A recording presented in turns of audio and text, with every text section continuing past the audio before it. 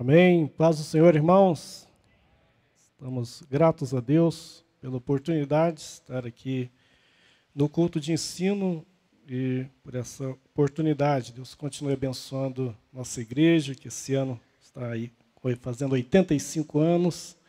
Nosso pastor presidente, pastor Álvaro, pastor Eurípides, pastor Gerson, pastor William, que Deus abençoe a toda nossa diretoria que está aí com esse tema esse ano, né? Santificar, servir e adorar ao Senhor. Eu estou ali, a gente faz parte do Núcleo 2, conforme o pastor Eurípides diz. O Núcleo 2 é composto por 5 congregações. Congregação Jardim Botânico, onde está o pastor Antônio Ribeiro, que é o nosso líder do núcleo, que não pôde estar hoje aqui. E congregação Laranjeiras, onde está o pastor Carlos Fabiano. Congregação Rio Jordão, está o pastor Moisés ali. E congregação Betel, pastor Alan Campos. E eu estou ali na congregação Buritis. Então, são essas congregações que fazem parte do Núcleo 2. Eu quero ler com os irmãos um texto que é até bem conhecido, quando falar que eu estaria falando essa porção da palavra, eu estava pensando em alguns textos, mas esse, apesar de muito conhecido, me calou o coração, e eu creio que Deus tem uma palavra para a sua vida nessa noite, através desse texto, que é o Evangelho de João, capítulo 5, a partir do versículo 1 até o versículo 9. Evangelho segundo escreveu João, capítulo 5, a partir do versículo 1. Ele diz assim o texto sagrado: Passado essas coisas, havia uma festa dos judeus, e Jesus subiu para Jerusalém. Ora, existe junto à porta das ovelhas um tanque, chamado em hebraico Betesda, o qual tem 5 pavilhões. Neste jazia uma multidão de enfermos, cegos, coxos, paralíticos, esperando que se movesse a água, porquanto um anjo descia em certo tempo, agitando-a. E o primeiro que entrava no tanque, uma vez agitada a água, sarava de qualquer doença que tivesse. Estava ali um homem enfermo, havia 38 anos. Jesus, vendo-o deitado e sabendo que estava assim há muito tempo, perguntou-lhe: Queres ser curado? Respondeu-lhe o enfermo: Senhor, não tenho ninguém que me ponha no tanque quando a água é agitada, pois enquanto eu vou, desce outro antes de mim. Então lhe disse Jesus: Levanta-te, toma o teu leito e anda. Imediatamente o homem se viu curado. Tomando o leito, pôs-se a andar. E aquele dia era sábado. Amém. Uma coisa que a gente tem que entender quando lê o Evangelho de João é que dos 4 evangelhos, né, os 4 evangelistas escreveram, Mateus, Marcos, Lucas e João, os 3 primeiros são chamados sinóticos, porque são semelhantes, mas eles já começam diferente logo no início. Né? João foi o último a ser escrito. Marcos foi o primeiro, apesar porque a nossa Bíblia não está em ordem cronológica. O Evangelho de Marcos foi o primeiro a ser escrito. Logo depois veio Mateus e Lucas, quase na mesma época. Marcos, no final, entre o ano 55 a 60. Mateus e Lucas, entre o ano 65 a 70. E o último, João, que é acreditado como o ano 85. Por volta do ano 85 ele ter sido escrito. Mateus começa com uma genealogia. A genealogia que começa em Abraão, porque ele estava escrevendo para os judeus e queria mostrar que Jesus era o descendente de Abraão, de Davi e o Messias que Israel esperava no Antigo Testamento. Então ele começa em Abraão. Marcos não faz genealogia nenhuma, ele já inicia com o ministério de João Batista e logo Jesus. É um evangelho de ação, ele foi escrito aos romanos, que era o povo conquistador da época, que dominava o mundo. Então ele mostra menos frase, mais milagres, mais ação. Jesus sempre andando daqui para ali, fazendo e curando. Lucas escreveu aos gregos. E Lucas tem genealogia. Ele começa não em Abraão, mas em Adão. Porque ele estava escrevendo aos gregos. Não fazia sentido ele escrever para um povo que não era judeu e começar em Abraão. Para os judeus, ele começou em Abraão, mostrando o descendente de Abraão, aquela semente que foi prometida a Abraão e Sara, que deles seriam benditas todas as nações da terra. Então ele começa em Abraão, mas para os gregos ele começa em Adão, mostrando, olha, Jesus é o Salvador, não é só dos judeus, é de toda a humanidade. Começa em Adão, porque todos vieram de Adão. Mas quando chega João, ele não começa com genealogia, nem começa com ação, ele começa remetendo ele a Deus. No princípio era o Verbo, e o Verbo estava com Deus, e o Verbo era Deus. Ele já inicia diferente, porque ele é o evangelho do Filho de Deus. Ele está escrevendo, Lucas é o evangelho do Filho do Homem, né? Mateus o evangelho do Rei, Marcos o evangelho do Servo, Lucas o evangelho do Filho do Homem, e João o evangelho do Filho de Deus. Então ele já inicia já falando do Verbo. O nosso modelo como salvo em Cristo Jesus não pode ser outro a não ser o Verbo que se encarnou e habitou entre nós. Tem que ser Jesus. Agora, é interessante que quando Jesus inicia o seu ministério, ele não inicia dizendo que era Deus. Ele não inicia dizendo, eu sou Deus. Mas suas ações, todas vão apontando que ali era o Filho de Deus. Ele falava como Deus, ele curava como Deus, ele expulsava demônios como Deus. Ele erguia-se e perdoava como Deus. As ações apontavam para ele. E é interessante que para cada pessoa ele tinha uma palavra certa. Quando inicia esse texto aqui, no capítulo 5, os judeus estavam numa festa em Jerusalém e Jesus desenvolveu seu ministério mais na periferia do que na capital. Ele ficou mais na Galileia. Poucas vezes foi em Jerusalém. E quando ele vai e chega naquele momento de festa, ele vai para um lugar onde havia pessoas extremamente necessitadas. Um lugar chamado Porta das Ovelhas. Aquele lugar, Betesda. E uma multidão estava ali. Uma multidão que, vamos dizer assim, não estava adorando. Estava ali em busca de algo, em busca de uma cura. E havia uma tradição. Quem tem a Bíblia edição revista e atualizada, vai ver que quando fala sobre a crença que um anjo descia ali, está entre colchetes. Né? Entre colchetes. Na corrigida não está, mas na atualizada está.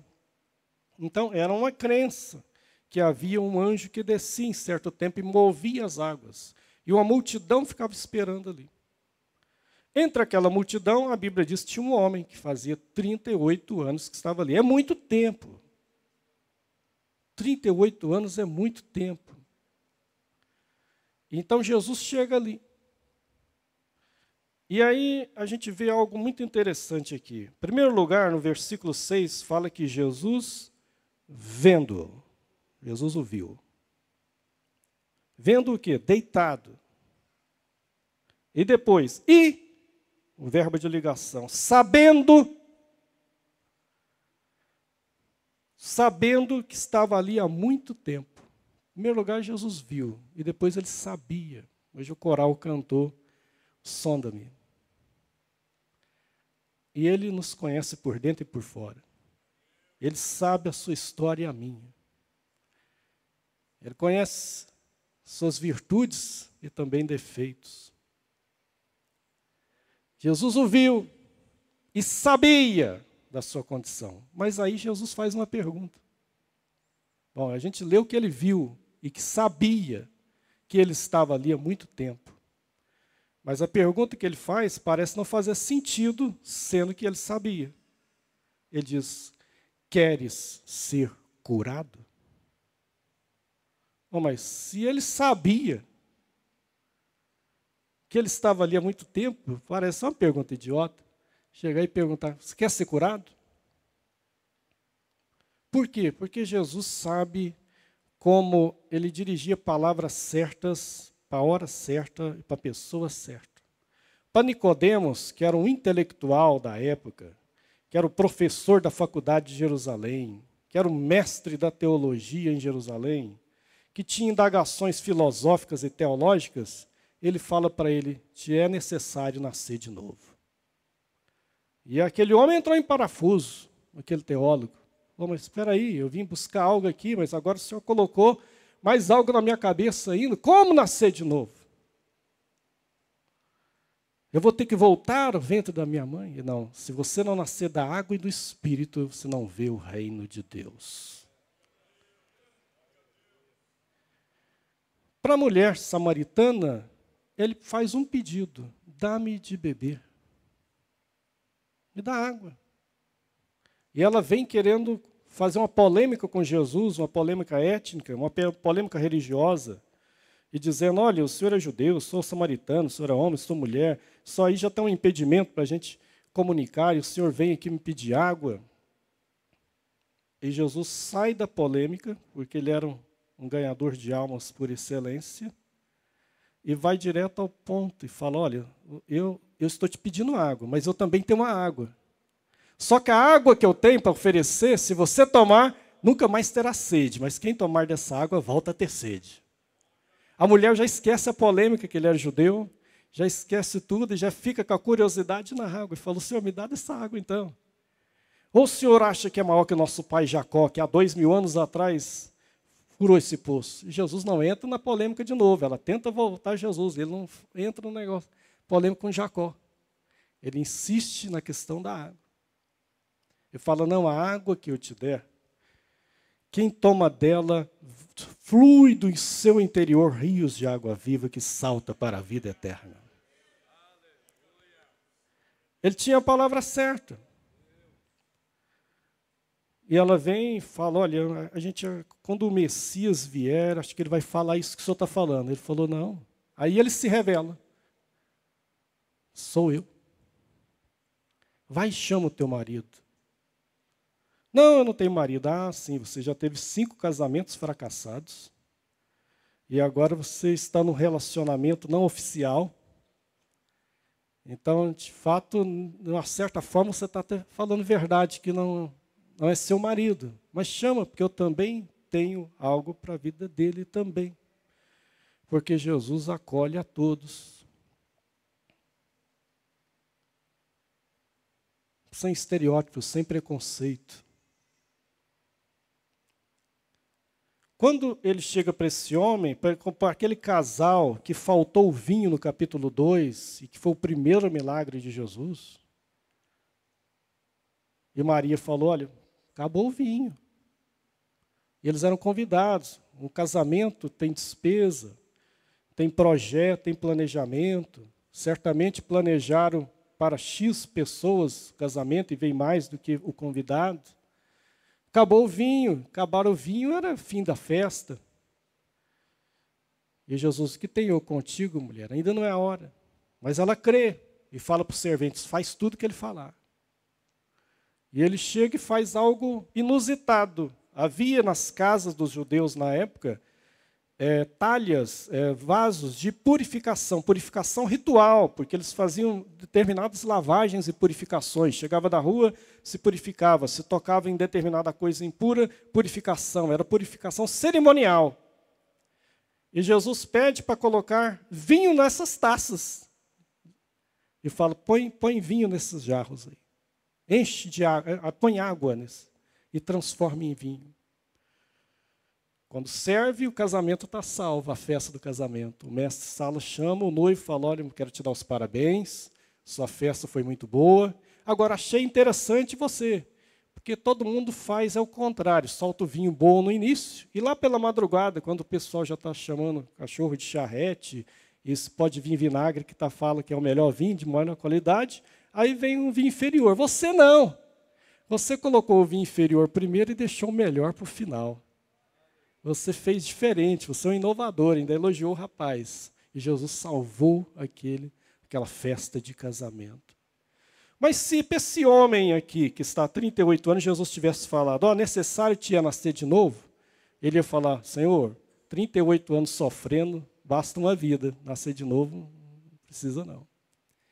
Se para ele falasse, olha, você quer que eu transforme água em vinho? Ele ia falar só se for para encher a cara e afogar as mágoas. Não era a palavra certa para ele. Para ele a palavra certa foi, você quer ser curado? E ele então fala, Senhor, o negócio é o seguinte, eu não tenho ninguém que me ponha no tanque. Ou seja, a culpa é das pessoas. Eu estou assim, mas só não fui curado porque não tem, em primeiro lugar, que não tem ninguém que me ponha no tanque. Segundo lugar, quando a água é agitada, vem um apressadinho, corre na minha frente e mergulha, e eu não ando. Só que ele estava ali há 38 anos. Se ele queria mesmo ir para aquele tanque, ele ia nem que seja rolando. 38 anos é muito tempo, mas ele não ia. Por quê? Porque ele se retroalimentava da doença. Existem pessoas hoje que eles adoecem das suas próprias doenças e às vezes até das dos outros. E se retroalimentam delas, se vitimizam. Eu sou um coitadinho, eu sou menorzinho, minha vida é só sofrer. Quando eu era criança, e às vezes não tinha aula, eu gostava de assistir desenhos animados. Tinha um do Hanna-Barbera, que era de uma hiena, que ela chegava e falava, ó vida, ó azar, ó vida, ó azar, só reclamava. Tem gente que é assim, ele vive, se vitimiza dos seus próprios problemas. Não tem ninguém me ajuda, ninguém me vê, eu não sei o quê. E é por isso que eu não faço isso, é por isso que eu não prospero, é por isso que eu não sou abençoado. Sempre a culpa é externa, é fora. E Jesus chega e não dá moral para a desculpa dele. Eu falo, olha, não estou te perguntando se tem alguém para te colocar lá. Eu não estou te perguntando se tem alguém que vai mais rápido. Eu não estou nem te perguntando se tem anjo lá para agitar a água. Eu estou te perguntando para você agora. Você quer ser curado?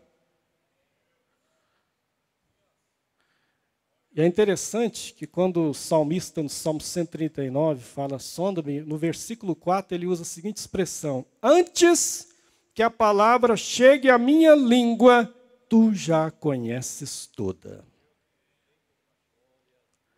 Mas mesmo assim Jesus pergunta, você quer mesmo ser curado? E aí, de imediato Jesus já dá uma ordem, diz, levanta-te. Em primeiro lugar, ele dá duas ordens, né? Levanta-te, depois, toma o teu leito e anda. Ele não quer saber desculpa, ele já dá uma ordem imperativa. E naquele momento que aquele homem ouve aquela ordem, aqueles nervos que não funcionavam mais começam a funcionar. A corrente sanguínea que não ia para alguns músculos da perna começa agora a ir. Os ossos começam a estralar. E ele se ergue. Ele que estava só ali no chão, agora ele se ergue em pé. E que mais? Ele pega o próprio leito e começa a andar e sair. E a Bíblia diz, e era dia de sábado. Porque para Jesus não tem dia para ele curar, ele cura qualquer dia. Não precisa você esperar o congresso estar maduro para ser curado. Eu sei que Deus vai curar neles lá, mas você pode ser curado hoje. Você pode ser curado qualquer dia. E não adianta arrumar desculpa para Deus, que para Deus não adianta desculpa, porque Ele nos conhece, Ele nos sonda, Ele nos vê, Ele sabe a nossa situação. Mas mesmo assim Ele te pergunta, assim como perguntou para aquele homem, você quer mesmo ser curado? Você quer mesmo abandonar essa muleta que você tem carregado de desculpa na sua vida? Para tudo, eu não faço isso. Irmão, vamos lá para o culto. Não, eu tenho esse problema aqui de saúde. Não, vamos lá. Não, eu tenho isso. Muitas vezes, a doença funciona como uma desculpa para muitas pessoas.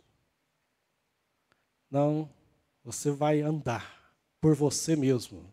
Não é ninguém te carregar. Levanta-te, toma a tua cama e anda. Isso não é só no sentido físico, isso também é no sentido psicológico, é no sentido espiritual. Não fique como aquela mulher que a Bíblia diz no Evangelho de Lucas, que Jesus entrou numa sinagoga, como era de seu costume, e havia uma mulher que estava encurvada há 18 anos, Satanás a tinha presa. Essa mulher, durante 18 anos, andava assim. 18 anos. E ela era uma filha de Abraão, ela era crente. Mas Satanás tinha achado uma brecha na vida daquela pessoa para deixar aprisionada. E ela só olhava, se ela vivia assim, então ela só olhava para baixo. Ela nunca olhava para cima, só para baixo. Assim como tem muitas pessoas que não estão encurvadas fisicamente, mas psicologicamente só olha para baixo. Não olha para cima. E Jesus a vê, a toca, e naquele momento ela se endireita. Ela endireitou e passou agora a olhar para frente, passou a poder olhar para cima. Um toque de Jesus é o suficiente. Um toque de Jesus é o suficiente para nos reerguer novamente. Não viva só olhando para baixo, olha para cima, olha para frente. O caminho do cristão não é para trás, não é viver do passado, é andar para frente.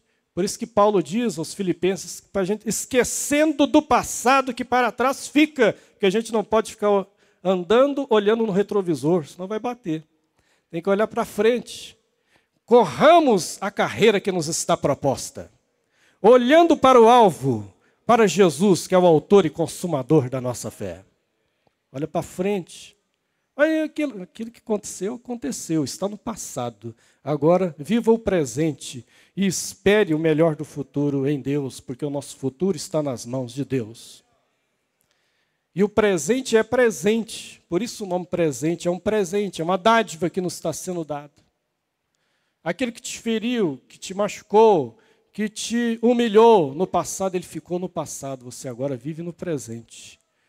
Olhando para Jesus, esperando agora o seu toque, ele vai te tocar nessa noite, e você vai se erguer novamente. Ele vai curar suas memórias mais traumáticas que você tem. Ele vai curar seus traumas mais profundos, porque ele é o maior psiquiatra que existe.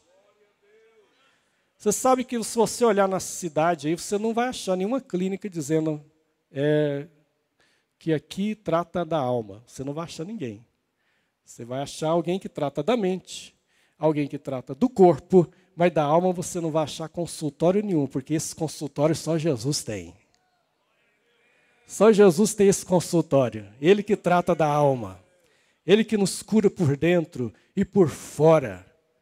E basta você... E não fica, eu não fui... Não tem desculpas para Deus. Queres ser curado? Se você quer, então se levanta em nome de Jesus. Toma aquilo que está te prendendo psicologicamente e se erga em nome de Jesus.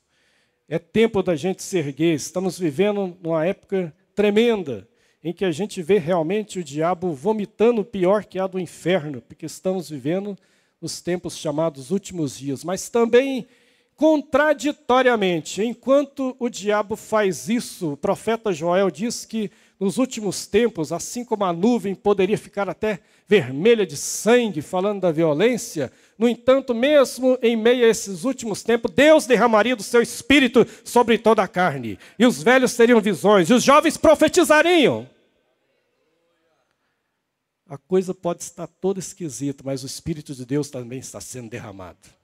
E pessoas estão tendo visões, e pessoas que não enxergavam mais nada para frente, Deus está dando visão agora.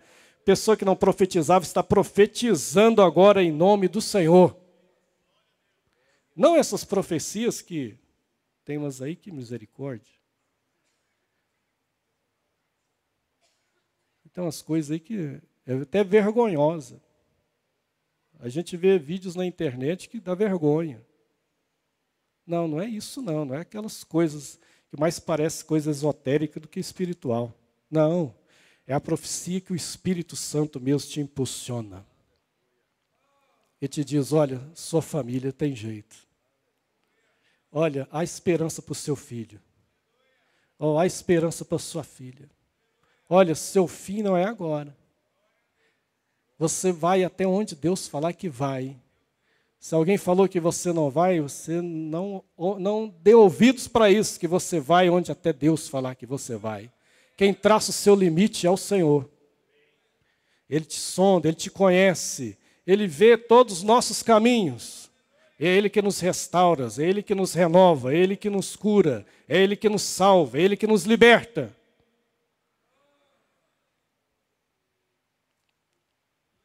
Você quer ser curado?